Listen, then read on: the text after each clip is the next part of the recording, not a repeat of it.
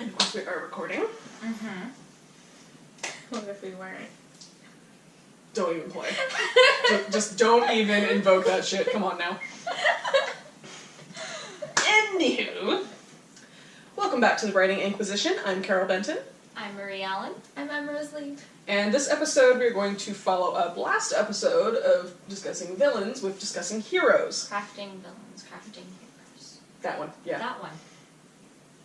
But we did discuss them. Yes, okay. Did we? Did we really? Did we though? No, I'm just kidding. I mean, that's kind of debatable for every episode we've done. It's true. More of just geeked out than That's why we're doing a fucking podcast, come on. Yeah. Okay, so just to start off fairly simple, how do you go about determining who the hero is in your story? I think it's usually, like in general, not just talking about like mine or something, usually it's the first character you come up with, I think. I think that's typical for most stories and authors. Usually it's you think about a particular character that you want to follow, and it's usually the story is about them in some capacity. So I think that is the main thing. Of course, that may get you started in the story. You may change like who you want to actually follow. Mm-hmm. But yeah, I think it's really just that, you know. And depending too, if your story idea starts with the idea of a world or a conflict, you can then be like, well, who's most impacted by this conflict? Or if you made a really cool world and you're like, man, I really want to find out this person's story who lives here. Or, you know, I think a lot, well, I say like whoever has the most agency, but I guess you could grant agency to any character. Yeah. Yeah. But, yeah, I agree with yours.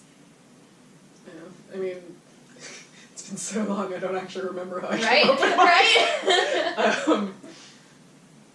Oh wait, yes I do. What am I talking about? Originally I had based the character that is now Kylara on myself. As we all do. Yeah, like, based on what I've observed and how much we've talked about it, like, I think that's fairly common for when you're first starting writing, is to base characters on yourself and the people around you.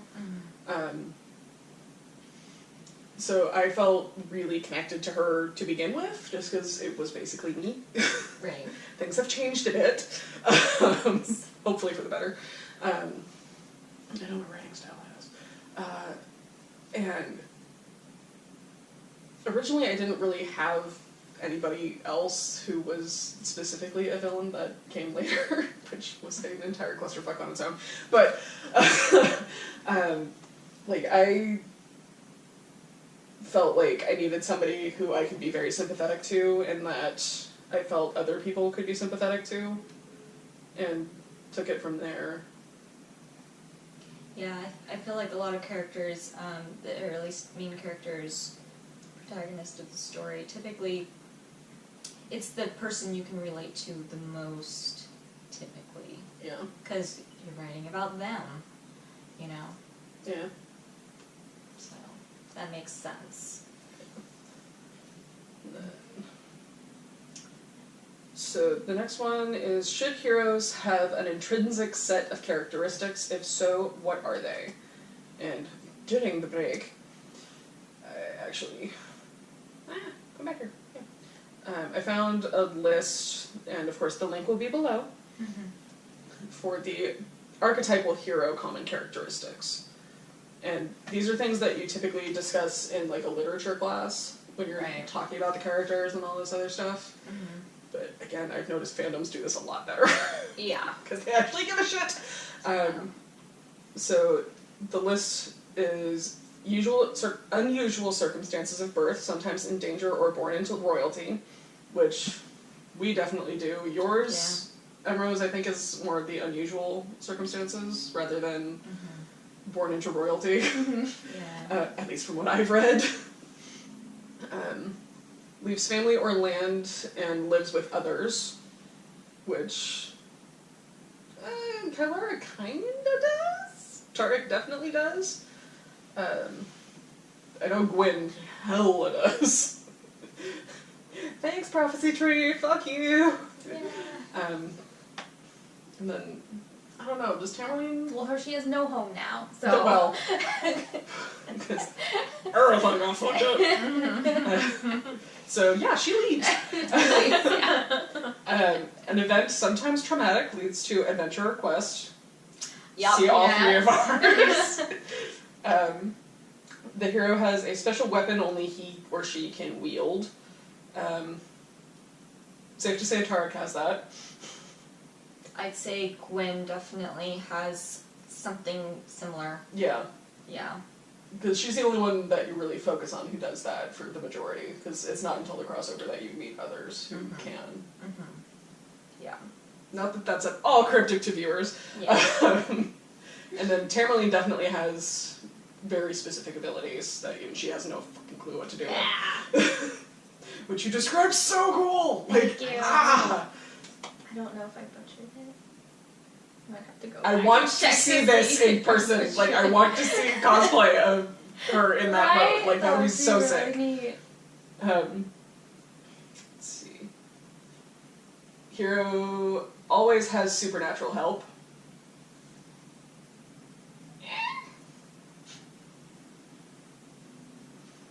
It depends on how you skew supernatural. Yeah. Yeah, you know, that one's debatable. I think these Yeah. ones can all go, like, it's like, They fit One into or the hero's more. journey. Yeah, like, Definitely. I'm pretty sure that's what this is based Yeah. on. yeah. Um, Your main character does not need to follow all of these. Yeah. I would say at least no, this is One just or a more. general list Yeah. of what they happen, because, of course, you can only do general lists, because if you're trying to list every single aspect of every character that's ever written that's been a hero, you're going to be doing that for the rest of your life and beyond. Because there's a lot of characters out there! And again, it really depends on how you skew supernatural, because, like, And when I say main character, I mean hero in this yeah, in this episode. episode Because we're that's talking... not always the case. Sometimes your main character is not the hero. Yeah, like, for me, I classify Carlara as a heroine just because she's the person you're supposed to be following the entire time, at least for book 1, because book 2 kind of skews away from that. But Tarek is definitely the hero. He's the one who comes to the rescue. So, like, it's complicated. Hero must prove him or herself many times while on adventure. Yes, I think that is true for Yeah. any protagonist of the story, Yeah. for sure. Yeah, you gotta overcome the obstacles. Because otherwise there's no Otherwise there's no... Yeah. yeah. Otherwise you're like, well, I He guess failed I'll and we go stopped. That one's a given for any book, Yeah. fantasy or not. Yeah. I don't know quite what this means, but the journey and unhealable wound. That makes sense. So that's like, trying to think of, like, kind of like for Harry Potter, Harry's wound is his parents dying. Yeah, and So that- sort of the same with Tarek. Yeah, so him trying to figure out, it's what drives him forward or Yeah. what holds you back. And I in some guess. cases both. Yeah. Both, whatever. Yeah, I'm not quite sure what they mean by the journey, but like I think that's referring directly to the hero's journey story arc Yeah. kind of thing. But unhealable wound can be... It can be very frequent. Or maybe it's the journey in trying to not necessarily find a cure to that unhealable wound, Yeah. but But learning overcome to, it. Yeah, overcome Yeah. it, learning Yeah. to deal with it, Or Yeah. like in if, a positive way. or like Yeah. if the wound made the hero feel a certain way about themselves or about the world, and then how if they change it doesn't have to change, Yeah. but they're dealing with that. Yeah. I guess, Yeah. more or And less. The next one that's listed is hero experiences atonement with the father, whatever the fuck that means. This must be like just heroes' dreams. I think so, Or but it's specific still a decent journeys, list. Yeah. Because a lot of these relate very heavily to more religious Mm-hmm. connotations here, but I think atonement with the father more...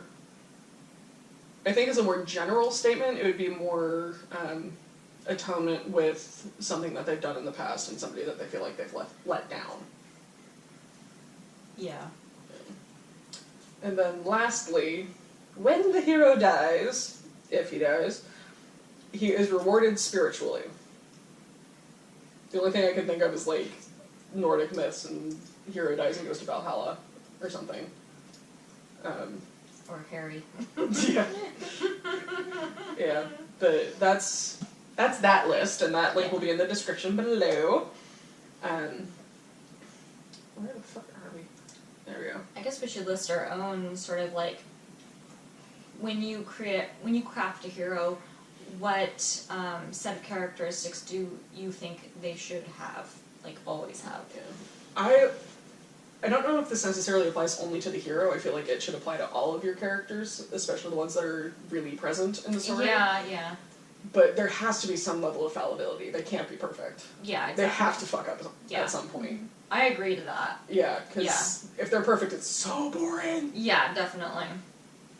I was just gonna say, like, stubbornness. Not stubbornness, like, oh, he's very stubborn, but, like, you have to carry the story forward, and if they're just like, oh, I didn't get what I want, I give up forever.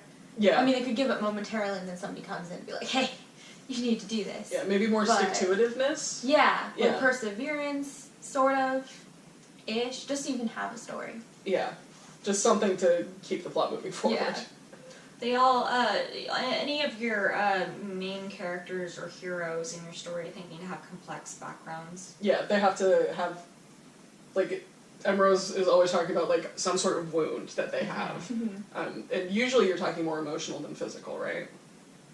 But a physical wound can Physical, you could do it. I mean, pick up in How to Train Your Dragon loses a freaking leg, so that's fun, and that leads to some interesting innovations on his part later on in the series. Yeah, I'm so excited for this movie. Oh my god.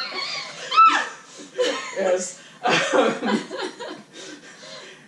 In case you didn't realize it already, we're giant nerds, so we get real excited about our fandoms. Anyway, back to aspects for our own heroes. Another thing that I feel like should apply to all characters is there has to be some form of growth. They can't stay the same person the entire time. Yeah, that definitely needs to happen. Some sort of, growth or change for sure. Yeah. Because otherwise the journey was pointless. Yeah. Yeah, and, like, just think about the people you know in real life. Like, I don't know anybody who's exactly the same person they were when I first met them. No. Like, even in just, like, the years that I've known you two, both of you have changed massively. Whether it's change that the hero wants and, goes for themselves, or whether it's an event that changes them in the way they perceive things, or the way they do things, or think about things. Yeah. Just something has to change. Something has to change, and it needs to change in a pretty big way. Yeah, like, for instance, there's a trope of, like, the innocent who takes a life for the first time and how that affects them. Yeah, exactly. And there's a reason why that's such a consistent trope that a lot of people do. Yeah. I mean, because there's a bunch of different aspects to that. Like, you could have them completely full of regret, remorse, all that stuff. Or you could have a psychopath on your hands and they really enjoyed it and want to do it again. And anything in between. mm-hmm. So it's a lot that you need to take into account. But try to make them as real as possible. Yeah. Because... again, it's a person that you're creating. Yeah. It's your baby. In order for your audience to believe in that person, they need to be real to you, and they need to be realistic. Yeah, I mean, like... in the areas of their humanity, at least. Yeah, because all three of us are fantasy writers. We are dealing with magic that doesn't actually exist in this plane as far as we're aware. Yeah. We're dealing with non-human creatures that can appear human if they want to. This house cat-sized purple squirrel. Like... There's all of this stuff that makes no sense if you're taking it too literally, but you can suspend your disbelief and still have that emotional attachment that you would have to an actual person. Mm-hmm. Or pet, or what have you. Yes. Yeah. And is there anything else we want to add to that before we move on? I'd say like a strong I know we kind of said this already, but like a strong not strong motivation, but like a personal motivation. To me, if it's the motivation is more personal, it's more realistic than just generally, I want to save the world. It's like, well, why do you want to to save the world. Yeah, because that's not really, I mean, Yeah. sure, people can generally say that, but you don't get the drive unless it's something personal. Yeah, Yeah. no, like, I think it was the first Guardians of the Galaxy that actually did this, because, let's face it, the Guardians are not great heroes. They are more anti-heroes that just do whatever the fuck they want. They're kind of chaotic neutral. Yeah. Like Quill's mom dying is his wound. Yeah. Like, they do Yeah, bad things for the right reasons. They're those kinds of heroes. There's a part where Rocket's basically saying, like, why the hell should we give a shit? Why should we try to help them? Why should we try to save the universe? And Quill's response was, because I'm one of the idiots who lives here. Yes, So, it makes sense. yeah, and that's like the most realistic Yeah. version of that. Like, because I want to be a good person is not... Yeah. Like, that's actually a really selfish motivation, because, like, typically if they're doing that, they want the acclaim of doing that. Yeah, and they want It's the like, glory that comes with it. I want to and all save that. this place because I fucking live here and I don't want to move. Exactly, I want to move and I want to stay alive. Yes. And Yeah, and actually, Spike did that in Buffy in season 3, I think it was, as well. Okay. Maybe season 2. It's been a long time since I've watched Buffy. But, I have never watched it. I watched it as a kid. I've heard it was really good. I do want to watch it Yeah, at some eventually, point. but I never got the chance to. yeah, but, basically, when Angel goes bad and is trying to destroy the world with a statue that's not a statue, I think. As you do. I can't even remember the name of it. It's some sort of, like, world-eating demon or something, and Spike basically turns tail and is like, look, this is not going to be good because I like people. I would like to continue eating, because Spike is a vampire. And goes to team up with Buffy and all this other stuff to try to prevent shit from going down. Because he wants to continue his life. Right. Or unlife, as it were. Yeah. And so, there's that. What different types of heroes are there? Because I know the top 2 are just your standard hero / heroine, or the anti-hero. Right. Reluctant hero. Yeah. Yeah, the reluctant hero. There's also like your Greek hero, Yeah. right? Like I Hercules, almost for wrote example. about the Odyssey in here. or Heracles, depending on which route you're going. Yeah. And again, making a reference back to the Crafting Villains podcast that we just shot, the whole Medusa myth from the female side of it, where it's a protective mechanism rather than Exactly. this bitch did me wrong, so I'm gonna make her never be able to fall in love. So, yeah, there's always 2 sides to every story, if not more. Which makes it more interesting. Yalls.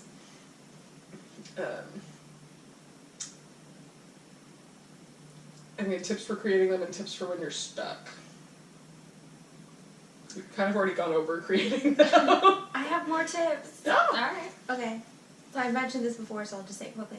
I learned in a writing class that looking at your characters' like big moments of like triumph or joy or sad, I don't know, there was like 8 different ones or whatever. Yeah. And like actually either really knowing what happened deeply or writing out the scene.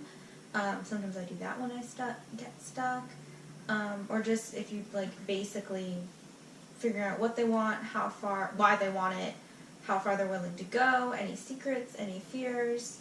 I like thinking of how they would describe other characters in your book. So then you can see who is kind of a foil to that other character. And yeah, if you're stuck, look at your favorite heroes and see, or take a break. Yeah, using mentor texts can definitely help. Yes, for sure. Also, I like to think about, I was just thinking about this recently, like, how do you take, like, your favorite heroes or villains or, you know, any sort of character that you really love and take some of those characteristics and make it into your own character. So, you know, yes, taking notes on your mentor texts for sure will help you in figuring out how to do that and still making your hero, your villain, or whoever you're crafting your own. That is super important because you're like, well, how, like, what makes this character so great? Why do I love them so much? Yeah. You know, And even if it's just, like, something that's alluded to, like, the example that came up while you were talking in my brain was in season 1 of Agents of S.H.I.E.L.D., before you really get to know Melinda May, who is played by the awesome woman who also voices Mulan, who is such a fucking badass. I love Ming-Na Wen. There's an episode where Fitz and Simmons specifically are pointing out, like, oh, Skye didn't go to the academy. She's never been pranked by elder classmen. So they decide to go through that, and by the end of it, like, the last scene is a group of them are playing Scrabble, and then Fitz walks out with either whipped cream or shaving cream all over one of his hands and his face, and he's trying to figure out who did it, and it cuts away from that little, like, you son of a bitch, blah, blah, blah, blah, you did this, blah, blah, little playful argument. It cuts away to a shot of Melinda May in the cockpit just kind of smirking a little bit. So it's not directly stated that she's the one who did it, but you know she's the one who did it. Yeah.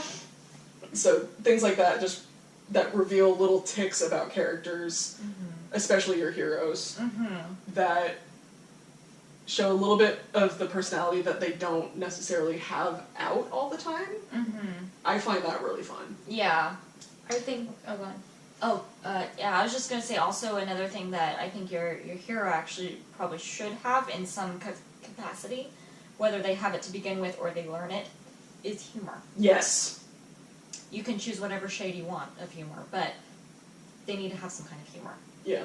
And just to, like, emphasize that a little bit, my latest copy of Writer's Digest, the workbook is all about humor and adding that into Nice. adding that into your writing, and it has, like, interviews with the writers of The Onion and, like, all these other humor writers, so humor is important, especially if you have a lot of dramatic moments. Yeah, a lot of dark bits in your book. You need some light bits too.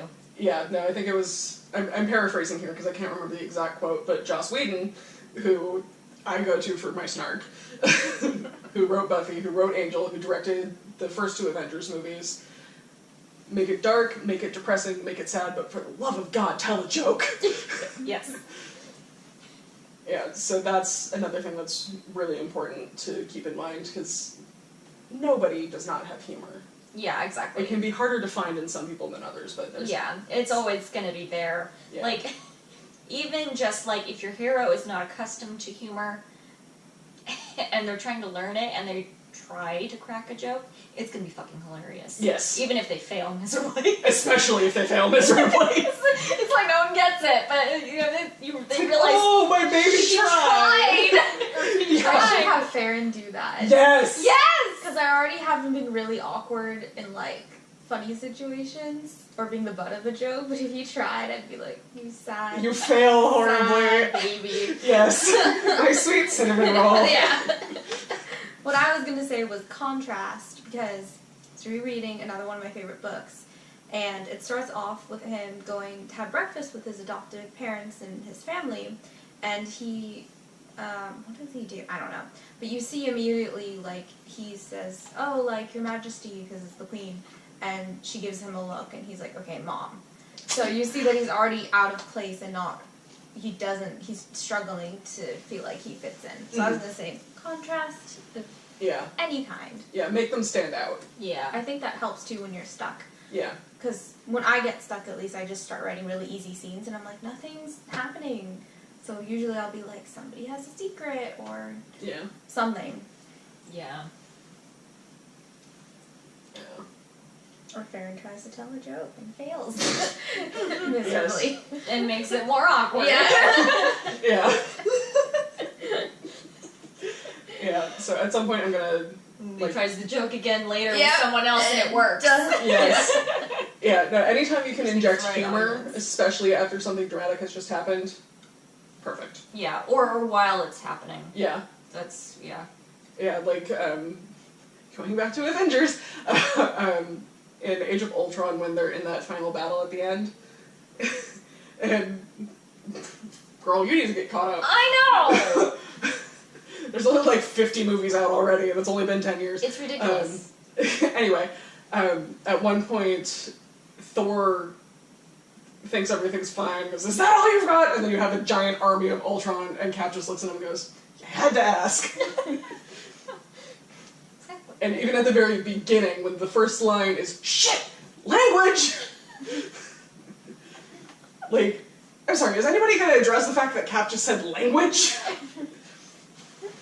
Yeah, so finding ways to interject little heroes and humor, little beats of humor. Ants. Actually, Ant-Man and the Wasp is coming out soon. I'm really I'm so excited for that. excited about that one. Anyway, I have a point. Interjecting Little bits of humor and finding ways to like increase your hero's characterization that way can be really fun, especially if it helps integrate with other characters. Yes. Did you tap me? No. No, Okay. she just made Buddy it backwards. accidentally tapped you. Okay. Alright, moving on. What relationship, if any, does the hero have to the villain? Now, this is something that we did kind of cover in the villains podcast. I tried to write spoiler and So, I wrote I think- spoiler. Spoiler. Well, I mean, if you want to think about it like shit hitting the fan, then sure. There we go. All fixed. It's not that anybody needs to be fixed, but I fixed it. For your own edification, you fixed it. Yes. Yeah, I think it's basically, it can be the same as, yeah. you know, the relationship the villain has. Yeah, it's more just a different perspective. Yeah, on it's it. definitely a different perspective, although it could be entirely different. Like, say your villain knows a lot about the hero, but the hero has no idea who this person is, and Yeah. you know, doesn't come across them until way later. And it's just like, oh, it's you who's causing all this? Like, what the fuck, dude? What did I ever do to you? Yeah, exactly. So it could be something like that Yeah. kind of situation. Yeah. That's entirely possible. So, I mean, you really have to think about, like, what The is- dynamic between them. Yes, and thank you. Thank you. Sometimes I can word right. Yeah! Sometimes. I only have a degree in English education. I should be able to speak it.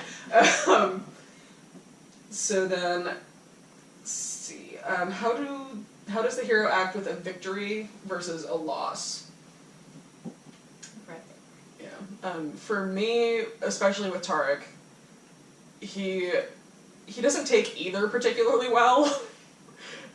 With a That makes loss, sense. with a loss, he really beats himself up about it. Yeah. With a win, he's like, I could have done more to prevent this. Right. Like, he's never satisfied with his own performance. Like, he carries a lot of guilt from when he was a kid, because he really feels like everything is his fault. And in some ways, it partially is, especially with his parents' and sister's death. But there's not really a whole lot he could have done to prevent it, so at least with his mom and sister. Yeah. Let's see here. For Gwen, it changes a lot, because at first it's very childlike. You know, if she wins, you know, she's giddy about it, you know, Yeah. and she's very childlike about it, because there's actually, she has, like, basically been in a coma state for, like, half her life. Yeah. So she's still very childlike. Yeah, when she's she got a comes lot of out growing it. up to do. So she has a lot of growing up to do. So at first, it's very like, you know, oh, I won, cool, yeah, I'm gonna celebrate, and, you know, lost, she's very pouty and mopey about it, and Yeah. that sort of thing. That changes when she realizes the way the state things are is, it's not all her fault, but she doesn't know that. She believes that everything is her fault, Yeah. and a good portion of it is. Yeah. That weighs heavily on her, so she doesn't quite take as much. She's not as happy about her victories, especially when it involves other people's pain, and because it didn't have to happen in the first place, Yeah. and, you know, so, I mean, she does kind of beat herself up still, Yeah. too, and then with the loss after. Fuck it. But I think she learns how to deal with heavy losses as well, though, you know, Yeah. she takes it in stride. She's like, I have to keep moving forward, because otherwise this won't be fixed, and I have to fix it. That's her Yeah. goal. Yeah. So. I think with my character, well, I haven't gone really that far enough, but it depends. There's a big loss in the beginning of the book, and that's what's pulling her forward throughout the whole thing. But she's very, she kind of self-sabotages herself because she's so reckless. She's just like, I can do it. I'm gonna go do this. Oh wait, no I can't. No, I can't. Oh shit, let me just do this Let me fuck it up more, maybe it'll fix Yep. itself. So she's a very snowball-y kind of person, I would say, where she just makes it worse. Like where I'm at right now, she's just made it worse. Again, it's nobody's surprised. But she kind of, I have to develop this more, but with Lost, she kind of more retreats into herself. She kind of just compartmentalizes everything so she can keep going, Mm-hmm. I would say. I mean, I do have a lot of scenes where when she's alone, she kind of falls apart, but I think she doesn't let that get in the way of her goals, because she's very like, we're doing this now, we're gonna do it. I don't care how much I fucked up, I'm gonna fuck up again, we're gonna get this shit done. Exactly. She's the type of person where she's like, hey, well, I failed again. I'm gonna get back up. Do it again. Do it again. And probably fail. From the top! Yeah. Probably fail like 8 times. Yeah. Plan D for dumbass. Is there like a plan M? Yes, Hardison dies in plan M. I like plan M. What trauma or traumas has the hero survived? There's so many. Yeah, pretty much. So many. Yeah, it is a good thing to consider when you're building your hero. I've known almost since halfway through the first draft, probably closer to the second draft, that Tark was basically going to be an orphan, and he had essentially witnessed the death of his family. Mm-hmm. So that's always fun. Yeah. Yeah. Especially as a 7-year-old. Yeah. Quinn and him have a lot in common. I know. Fuck. Yeah. So they gonna get along just fine. Yes. Although I still suspect that she's gonna have some authority issues with him. And then Kylara doesn't even realize quite what her traumas are that happened before the book. Mm-hmm. Because They're not revealed till the second, huh? the first major trauma that she's had was revealed about halfway through the first book. Okay. But the extent of what that trauma did to the rest of the world is not revealed until the second book. Okay. Yeah. Because Dean's a fucking asshole. Mm-hmm. Yes, he is. Yeah. And then Morella also has that same kind of issue, except her mother didn't remarry. Right, yeah. So she's always sort of questioned who she is, because she doesn't have any memories of her father, who she kind of lost when she was like 2. Right. So, Yeah. because again, Dean's a fucking asshole. Yep. All stems down to him. Yep. And again, He's the true villain. he's the catalyst villain, Yeah, okay. because a lot of the plot doesn't happen without him, but he's not particularly active in it. True. He takes a back seat. Yeah. I was really glad. Right? Okay, bye. Don't come back. Yeah. Oh, you're gonna be so mad at me for book 3. Oh, Shit. shit. It's not Dean, but it is his son. So, Oh, that's right. yeah. Does Shikuwa come back? You know he doesn't, because he's not relevant. He's not relevant He's in anymore. my heart. He will always be in your heart. But maybe he didn't lose his first wife anymore, so he's happy with his family. Okay, I can deal with that. And all of his kids have their mother figure for their entire lives. You know, the little things. Yes. What major flaws does the hero have? Tamerlane's whole character. She is awful. All flaws. She is a snowball that started at the peak of a mountain and didn't stop until she was in the valley. Yeah. And kept going, actually. She gave herself And then she dug a hole. Yeah. She makes her very fun. Gives everybody else a headache. Yeah. Basically. Yeah, no, you mentioned earlier Tamerlane is extremely reckless. And she's impulsive. Which is not a good combo. No, it's not. Let's go do this! You don't know how to do that! Let's go do it anyway! Mine's childlike and stubborn for a lot of that. Yeah, for Kylara, I'd say she's pretty naive at the beginning. She does wise up a little bit, but she still pushes herself too hard. She still doesn't know a lot about what it's like outside of the castle, mostly because she's been restrained to the castle the entire time that she's lived there. Tarek is never satisfied with what he does. Tell me about He it. could always do better. There were some models, was it in, it might have been in the beginning of book 2? Something he was giving himself shit for, and everybody was like, You're gonna have to narrow it down. I know, but I don't remember what it was. I don't remember, I think it was when she was still hurt, so it was at the end of book 1. 1. Oh, is this when It was at the end of book 1. It was Claudia is just fed up with everything and she's scolding them for not acting like adults? I think so. I think. It was Like, when his rant on why he's not good enough? Yeah. Yeah. I think that's where it was. Yeah. And I was like, dude. Like, calm the fuck down. Calm the fuck down. She'd already be dead if you hadn't You intervened. can't prevent everything in the world. Yeah. I guess I should also mention my other two main characters. Oh yeah, that might be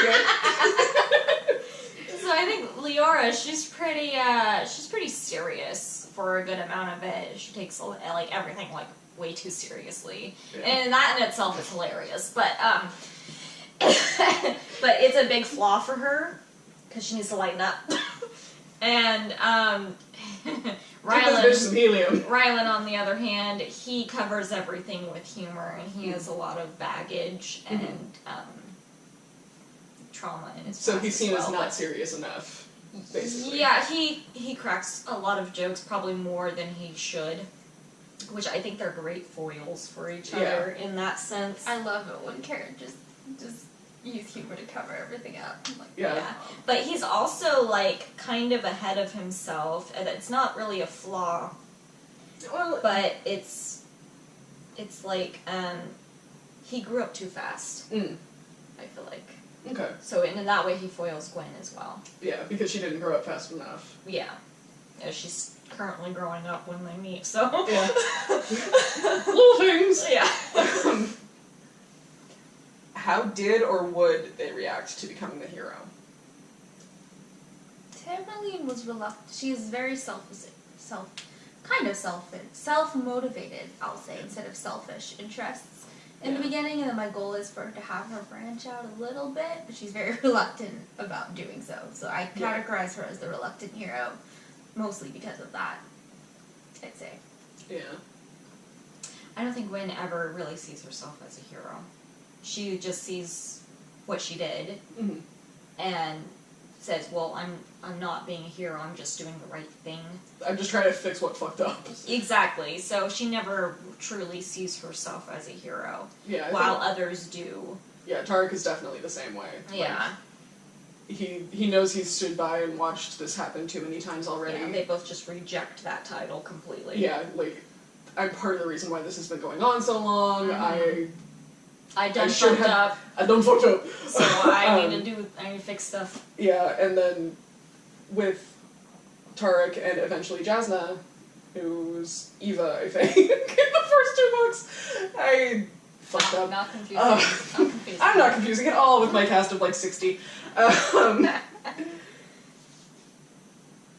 They both needed a little push from Adis that they didn't know they were getting at the time. So, like, they've been stuck in their ways. They're trying to sort things out. Tarek more actively than Eva, for sure.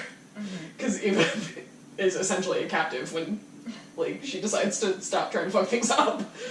Because she's sick of this bullshit. But they don't really... Eva never categorized herself as a villain or a hero. She was doing what she needed to in order to survive. But Tarek is just... He's atoning in his own mind and never reaching atonement. Yeah. He gets close toward the end of the book too, though. Yeah.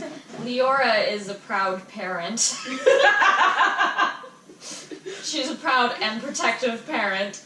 My brain just went to that bit in Mulan of like, So look at my baby all grown up. yeah, so she feels like a hero in that way. Yeah. Like, I raised a hero. Exactly. Exactly. Like, proud stage mom. Yeah. And let's see here, Rylan. He does celebrate his victories. He does. But does he consider himself a hero? That's a good question. I'm not sure. Yeah. Because, I don't know, I feel like there's... I think, like, the best heroes don't think of themselves as heroes. Yeah, like... Because, I feel like he helps Gwen sort of, like, celebrate it a little bit more, like, you did good. Yeah. You know, we're going in the right direction. You know, Yeah. he's more of, like, one of those great sort of, like, teachers, you know, who, like, is like, okay, we're on the right path. Yeah. You know? Yeah, but, like, the heroes who consider themselves heroes are also more the villain type instead. Yeah, Gaston. Gaston, exactly who I was thinking of. Talitha. Talitha, for Oh sure. my gosh, you think she's a huge hero. And going back to the Dark Lord's Handbook, which the villain is the protagonist, which is amazing, the hero is a fucking asshole. And he considers himself the hero. Like, I found the Sword of Destiny, which was given to him by someone else, and that makes me the hero, and and I'm gonna go save the damsel in distress who wants to marry the villain, and all this other stuff. So it's... Anytime a character is too egotistical, they tend to skew more toward the villainous side of things. Yeah. Yeah. So yeah, Rylan, he doesn't consider himself a hero. He is flattered that anyone would think so. Yeah. But that's about it. And That's I'm sure about he'll play that up if anybody calls him a hero. Oh yeah. Yeah, he will. It's not like he has decided that he's a hero. Yeah, no. I think the only time he really wants to be a hero is for those who he's really close with. Like, Yeah. his family. Like, his I want to friends. be there to protect and save. And Exactly. It's the small time hero. Yeah. So, yeah.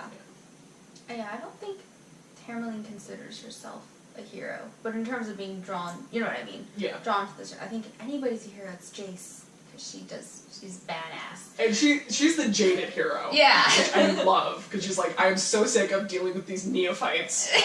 Can I just go and take care of this shit so it'll be done? Yeah, I feel like if Jace was in the special circumstances that would allow her to fix everything, I'd have no book, because she would just be like, I did it, Yeah. bye. Yeah, there's some sort of trope that's like that, or some commentary that somebody did on Pinterest via Tumblr, I think. It was just like, if this person was in charge, then everything would be fixed, and we'd have no story. Yes. Yeah. Which is why they aren't. Yeah, exactly. Other things to consider with your hero. It would be funny if, like, totally broke the fourth wall and, like, the jaded hero was just, like, talking to the author and, like, come on, can you give me a little info? Like, I can take care of that. Yeah, pulling a Deadpool or a Pinkie Pie. Yeah. Okay, so other things to consider with your hero. What I have listed here is involvement in the events that launch the plot, what the hero stands to lose, what the hero wants, what the hero fears, what is making the hero take action and or get involved in the plot, and what challenges the hero faces. A lot of these, for Tarek, can be answered with the same thing. He feels like he fucked up and he wants to atone. Same for Gwen. Yep. Tamerlane is just sort of Sparta kicked into it. It's like, your entire home is destroyed, have fun! Yeah, basically. Yeah, Nothing like forced greatness. Yeah. Yeah, I should also highlight when I rewrite chapter 1 for the Again. 800th time. I kind of want there to be like she has more of a sense that she has a choice. Because she could just leave and yeah, not she could just pursue go into anything. hiding and just like go on the train like she had fucking planned. Yeah. So maybe I should have her, well, she wouldn't deliberate, because she would, anyway. Well, she is planning on leaving. Yeah. That's true. But she's also planning on leaving with Farron and her father. Yeah, like that's So maybe having that debate come up of like, I have him back now, let's get the fuck out of here and not deal with this. Well, that happens near the end once they get him. Yeah. But in the beginning, I was thinking there should, well, I guess not. Because she wouldn't deliberate. She would be like, okay. I need to get his ass back. I feel like it's already after she's been kick-started in. Yeah, exactly. Where she's like, we could have just been on the train. Yeah. We would have But avoided this whole mess. But no. Yeah. Yeah. So she could just be bitter. Yeah, Yeah. she basically. Yeah. Which she's kind of already petulant. Yeah, exactly. To a certain degree. It's already like, can we just do it? It'd be funny if Farron was the optimist in this role. Oh my god, can you do that, please? Have Farron be. Like, no, we can't leave. We have to fix this. Oh, yeah. You would do that. Farron feels responsible. He's so exasperated all the time, but he feels. That's why he and Jace get along, though. Yeah. It's like, can we be done, please? Yeah. Yeah. As far as what the hero wants, for Tarek, he wants to atone, for sure. He also wants to have some shot at a normal life, whatever the hell that actually means. Yeah. Yeah. With Kylara, she wants a freedom that she's never had because of Dean. Mm-hmm. And she wants... And just the normal shackles of being a princess. Yeah, honestly. like she's sick and tired of that. Yeah. Especially with the oppression that comes with Dean being for sure that makes it all the more worse. Yeah. Like, the girl was not allowed to do any physical activity outside of dancing. Which, as somebody who needs that endorphin rush from physical activity, fuck you! Yeah, exactly. And yeah. And she fears being stuck in that cage for the rest of her life, and Tarek fears never being able to make up for the things that he's done because of what he felt like he had to do in order to make up for everything that Brander did for him. Gwen has two main goals. First, she wants to remember. They're kind of related because she needs to remember in order to. If A then B. Yeah, in order to fix things, and so she can atone, but also because it's weird not having your memories of your life, and you know she's lost part of her life already, and she can't remember the other half of it. Yeah. So it's like she lost all of it and starting from scratch. Yeah, which, as somebody who is already appearing, at least, to be like, what, 7, 8 years old? Yeah. So it's just, it's a lot to take in, and it's like, that's probably one of her biggest fears, not ever being able to remember anything about who she was before this. Yeah. And, I think that's what she fears the most. Yeah. Well, Tamerlane starts off with her wanting just to get her father back. It expands to wanting to fix everything because she's like, shit, this really sucks. Yeah. Because she was more sheltered before this. Yeah. What she also, it's kind of also an A and then B thing because she needs to get over her wound basically in order to save her dad and hopefully fix things in the process. Also, if she did just give up and walk away, she'd be pursued. Yeah. So, I think she knows that. So she's afraid of what'll happen if she doesn't fix it. Basically, yeah. I mean, her fear really would be, like, losing everybody that she's then come close to. But And that's then kind her of life. standard. Yeah, and then her life. Yeah. But that's standard. Yeah. So. Yeah.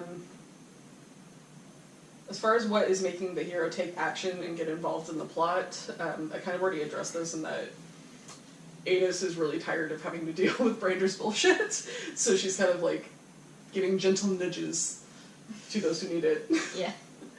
And at one point in book 1, I think, maybe, like late book 1, early book 2, I can't remember anymore. I think it's book 1, where she basically just leaves a note for Brander going like, too late! Fuck you! Yeah, and trying to turn his newest lackey against him and all this other stuff, and trying to keep him distracted from succeeding in his goal of killing Kylara violently. Yeah. Let's not do that. Yeah. Like, okay, you need to sit your ass down. Time out, son. Shh, that's not revealed until the second book. You didn't have to give it away. Yeah. You can cut it out. Wait, did I reveal it? No, I did reveal that. What am I talking about? Okay. That's revealed at the first time Ada's actually shows up in the book. Alright, there we go. What am I talking about? It's not revealed to the characters Okay. until book 3. If then. For the character's sake, don't tell them. There's subscribers! That would be hilarious, though. Yeah, and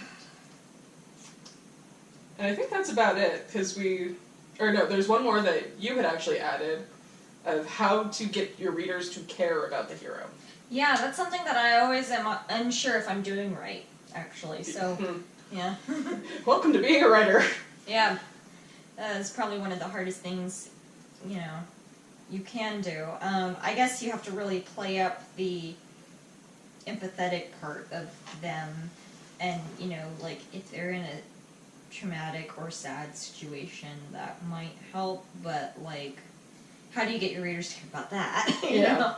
Yeah, I think it comes back to your initial character build of making them real and relatable. That's true, that makes sense. Because if you have an outlandish character that nobody has any remote similarities to, then it's going to be that much harder. Yeah. But if you have somebody who's in a not-so-great living situation... That can be relatable for a lot of people. Unfortunately, yes.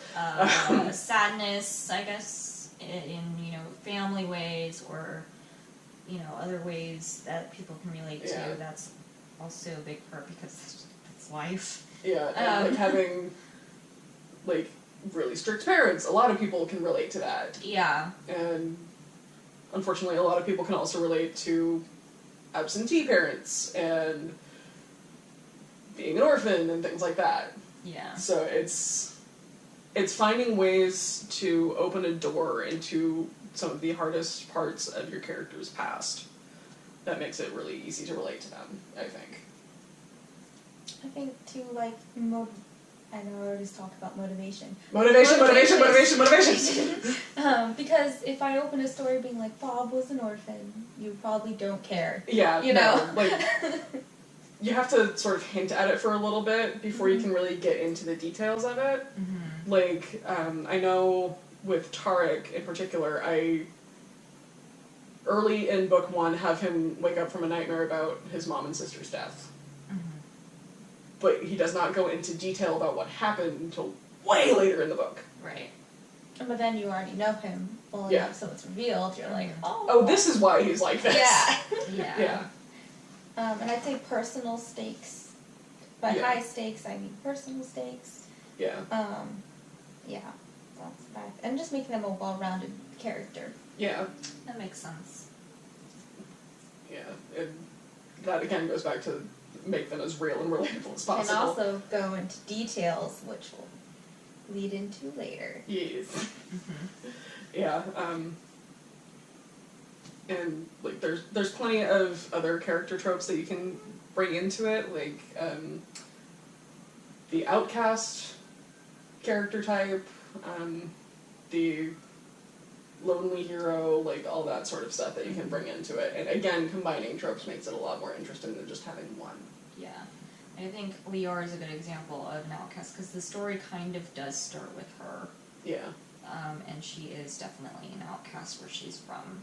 And then Gwen kind of is even more of an outcast. Well, Gwen is a very special circumstance. She is a special circumstance, but yeah, it just, together they are a team of outcasts. Yeah. Yeah, so... And Rylan just kind of adds to that too. Oh. Yeah. Okay. Yeah, if you have a team up of outcasts, that's always fun. Yeah. I would direct you to the TV show Leverage, which has 5 seasons out. It's already wrapped up, and it's so good. Oh my god! Because the 5 main characters you have are the mastermind, the hitter, the grifter, the thief, and the hacker. So all criminal types except for the mastermind who started out as an insurance rep, investigator type person, and shit hit the fan in a really big way for him, which you find out in season 2 or 3, I think? Maybe end of season 1? I need to rewatch that again! But I need to buy it first. And that's just a really good, like, mix of outcast types and personality types. So if you can mix up the personalities with your main cast as well, that can really increase the tension and the playfulness. And on that note, unless either of you have anything else you want to add? Alright, well this has been another episode of the Writing Inkquisition. I'm Carol Benton. I'm Marie Allen. I'm Emma Rosalie. And we'll see you next time. Bye.